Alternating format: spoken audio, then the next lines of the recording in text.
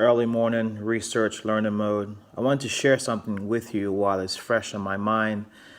As a Caribbean person, when I was growing up, I remember my grandfather saying, Davy, you got to get your own home, you have to build your own house, make sure you do all of that. And that was part of my makeup, part of what I believed.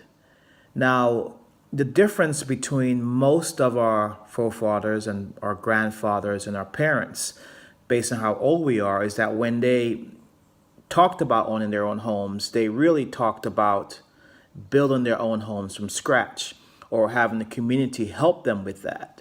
That in 2017 has translated into a different term, or a few years back. It really means for most people going and getting a mortgage.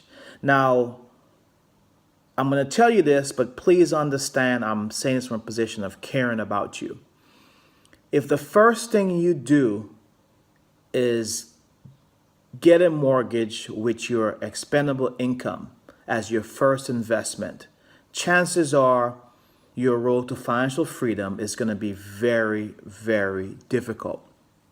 Most mortgages, 30 years, 40 years, 25 years, whatever it might be, they take up most of your income so that you spend most of your life, for the most part, living comfortably based on the house that you build, but not really having lots of expendable cash for other investments and so forth.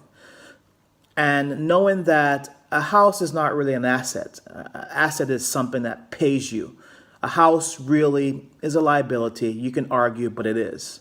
So that my advice to my son or my nieces and nephews or person around me that will listen will be the first money that you invest should not be in a house, in a mortgage. It really should be into a business or something that will pay you back. And when you start that way, you have disposable income that you can now play with in the future towards your homes. Let's look at it this way.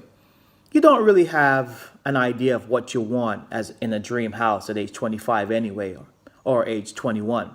So I suggest you think about this. If you can build it from scratch with your own money, without having to have a mortgage, maybe. But if you have to have a mortgage, the first of your disposable income, in my strong opinion, should be and must be towards an investment that will bring you back positive cash flow. Think about it. Let me know what you think.